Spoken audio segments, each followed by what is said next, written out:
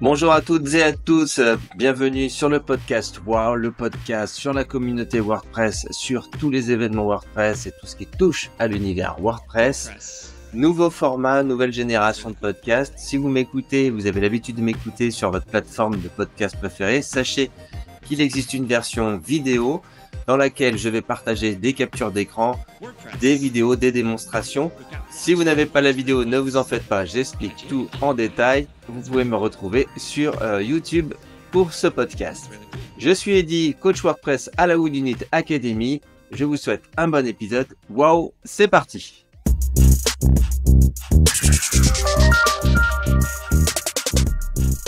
Au sommaire de cette émission, je vous parle du WordCamp Bretagne qui aura lieu dans quelques jours. Je vous parle de la version 6.6 de WordPress sortie juste avant cet été. Je vous parle également du futur thème 2025 de WordPress 6.7 qui sortira en novembre. Je vous fais encore un point sur le Playground, mais cette fois-ci avec un fichier Blueprint pour le piloter comme vous le voulez. Et enfin, je vous parle du site officiel de training pour apprendre WordPress, Learn WordPress. Et pour bien commencer cette année scolaire, je vous invite à nous rejoindre sur l'événement qui aura lieu en Bretagne, le WordCamp, qui aura lieu donc les 26 et 27 septembre à Rennes, dans un lieu splendide. Le programme est déjà diffusé. Je vous en parle malgré le fait que les billets sont tous vendus. C'est un WordCamp qui a fait guichet fermé, comme on dit. Voilà, en tout cas, on a un programme très intéressant avec deux tracks, un track technique et un track tout public. J'aurai la chance d'y animer une battle FSE. Il s'agira de deux concurrents qui devront réaliser une page en full site editing, une page que je leur ferai découvrir à la dernière seconde.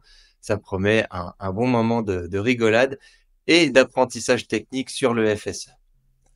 J'en profite pour te dire que je propose une formation sur le full site editing entièrement en vidéo en ligne.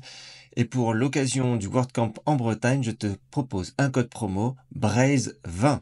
Alors profites-en dès maintenant, Braze20.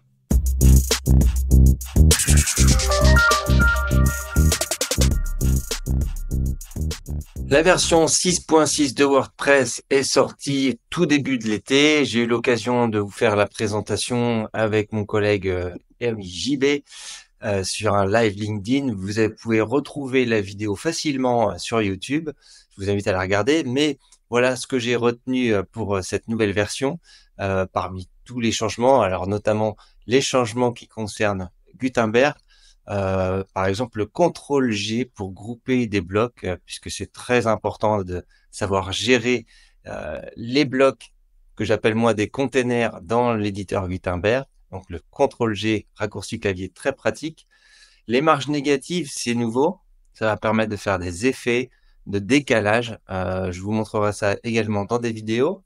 Le bloc grille, très important, le bloc gris, on avait des groupes, on avait des rangées, on avait des éléments horizontaux, on avait les colonnes, mais on n'avait pas encore ces grilles. Les grilles permettent de faire de la maçonnerie, comme on dit, c'est-à-dire que des éléments vont faire plusieurs lignes ou plusieurs colonnes, et on va pouvoir avoir des effets extraordinaires.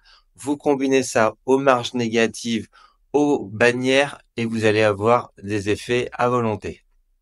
Les patterns et override, autrement dit en français, les compositions et le fait de pouvoir réécrire par-dessus une composition synchronisée, ça c'est génial quand vous êtes en agence ou en freelance et que vous créez des sites pour vos clients.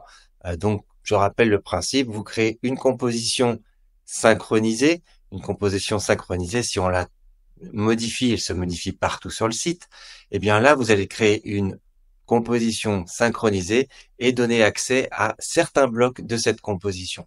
Ça veut dire que sur un call to action, vous pouvez par exemple donner l'accès au titre, au contenu et au bouton sans pour cela que votre client puisse changer finalement la mise en forme, l'arrondi, les paddings, les margins, etc. Donc c'est très puissant et moi j'adore utiliser cette nouvelle fonctionnalité des blocs et des compositions. La vue rapide des pages, quand vous cliquez maintenant dans l'éditeur et que vous êtes en mode FSE, bien entendu, vous cliquez sur l'éditeur et vous avez un menu page. Donc, vous avez un aperçu des pages et quand vous éditez les pages depuis ce menu, vous avez la page complète, c'est-à-dire avec l'en-tête et le pied de page. Petite astuce, même quand vous êtes dans l'éditeur classique, c'est-à-dire que vous passez par le menu page depuis votre dashboard, sans passer par l'éditeur FSE, eh bien vous pouvez aller cliquer sur modèle pour changer le modèle de votre page et vous avez un menu qui s'appelle afficher le modèle et vous allez avoir la même vue que dans l'éditeur FSE, c'est-à-dire vous allez avoir la vue d'arrivée de votre page avec les headers, les template part, en fait, les éléments de modèle qui font partie du modèle de la page, l'en-tête, le pied de page, éventuellement d'autres éléments que vous aurez ajoutés dans votre modèle. Anecdotique, mais ça fait sourire. Avec cette nouvelle version 6.6, on peut maintenant paramétrer l'image de fond du site. Ça nous rappelle des souvenirs pour ceux qui ont fait des sites il y a quelques années. C'était une option de base quasiment de pouvoir mettre une image sur tout le fond du site. Eh bien, on peut de nouveau faire ça avec la version 6.6 de WordPress. Les ombres qui sont arrivées au fur et à mesure sur les éléments, sur les blocs de l'éditeur Gutenberg, eh bien maintenant les ombres, on peut les paramétrer et les personnaliser et créer ses propres ombres, comme on peut créer ses propres couleurs, ses propres palettes, ses propres dégradés. Eh bien, vous pouvez créer une ombre avec le nom que vous voulez, l'enregistrer dans vos styles et pouvoir l'utiliser après sur tous les blocs qu'ils permettent avec vos ombres personnalisées. Voilà, si vous voulez en savoir plus sur la version 6.6, je vous invite à revoir la vidéo que j'ai enregistrée. Mais on va de toute façon, l'avenir, c'est la version 6.7. Je vous donne rendez-vous pour notre prochain live LinkedIn sur la présentation technique et la présentation du back-office de cette nouvelle version. Ce que l'on sait déjà, en tout cas sur cette version 6.7 qui arrive normalement le 12 novembre de cette année, c'est qu'elle sera livrée avec le nouveau thème 2025. C'est habituel, tous les ans, on a un nouveau thème. C'est un thème FSE, Full Site Editing, bien entendu. Qu'est-ce qu'on sait sur ce thème? Eh bien, tout est partagé. C'était déjà le cas sur l'ancien thème. Je pense que l'information était peut-être moins diffusée. Cette année, on le sait plus. Vous avez accès au code sur GitHub et vous avez accès au fichier Figma. Figma, c'est le logiciel pour créer des thèmes et des templates pour les sites internet et notamment WordPress. Eh bien, vous avez accès à ce fichier en ligne et vous pouvez donc voir à l'avance quels sont les modèles de pages qui vont être créés, quelles sont les compositions qui sont prévues, les variations de style, les variations tout court de thèmes. En fait, ça va être un thème qui va être très riche. Comme j'ai pu le dire dans certains commentaires, il paraît pas forcément très beau comme ça parce que c'est un mélange d'images et un mélange de styles. Mais avec l'énorme quantité de styles, de variations, de composition, eh bien, vous allez pouvoir créer quelque chose de très personnel à partir de ce nouveau thème 2025.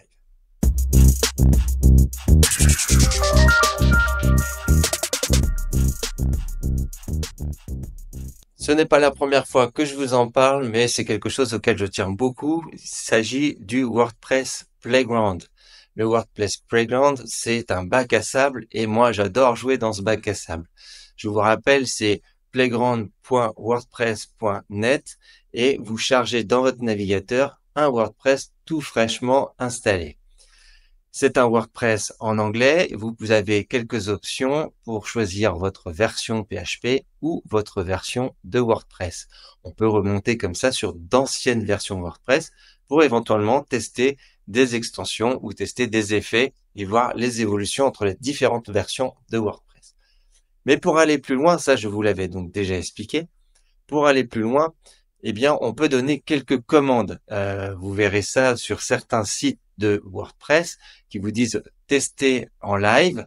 Eh bien vous avez le lien playgroundwordpress.net / une variable qui va vous dire par exemple installe tel plugin, installe tel local de langage ou autre.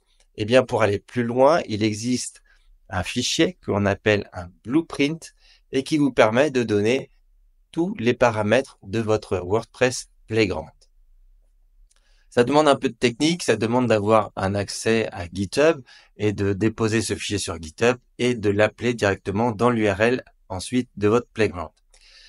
Mais si vous voulez jouer avec et le tester là, maintenant, en même temps que je vous parle, vous pouvez aller sur playground.wordpress.net/builder. C'est un outil qui est encore en bêta, mais qui pour moi fonctionne très très bien. Et donc, vous avez votre écran séparé en deux, avec à gauche le code de votre blueprint et à droite le WordPress Playground qui va être généré par rapport à votre blueprint. Il existe des galeries sur Internet avec des démonstrations de différents types de blueprints. Avec cet outil, pas besoin de garder votre blueprint, de déposer votre blueprint sur un Git. Vous pouvez tester ici. On peut changer la langue, on peut installer des extensions, on peut même importer des contenus d'une sauvegarde d'un site. On peut refaire l'écriture des permalinks, on peut créer des posts et des articles, insérer des modèles, insérer des compositions. Enfin bref, c'est assez extraordinaire.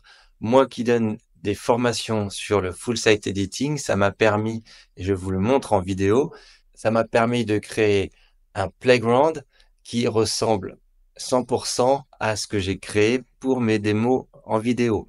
Ça veut dire que tous mes étudiants peuvent cliquer sur ce lien à tout moment et voir exactement mon administration, voir les modèles que j'ai créés, voir les styles et tester sans danger de casser le site. Ils peuvent juste rafraîchir la page et retrouver ce site. Donc c'est un outil ultra puissant. J'imagine d'autres utilisations puisque maintenant ce playground peut fonctionner sans Internet, en mode hors connexion. Donc imaginez sur une tablette, vous chargez une première fois votre playground, vous le mettez hors connexion, vous partez en avion et vous travaillez sur un WordPress sur votre tablette dans un navigateur Internet.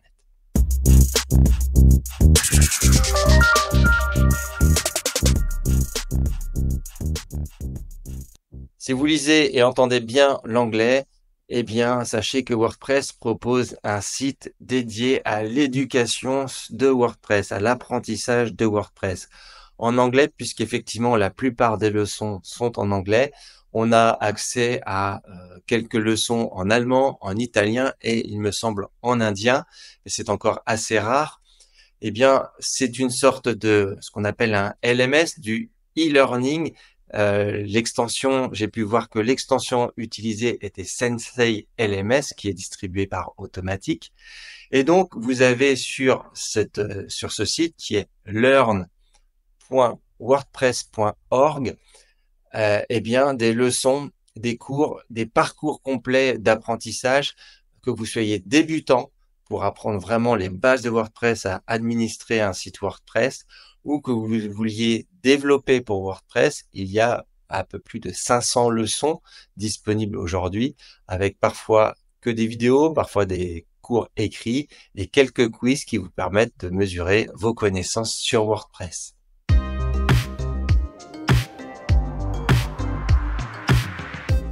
Voilà, c'est la fin de l'épisode. N'hésitez pas à faire des commentaires, à me suggérer des invités, à me suggérer des sujets.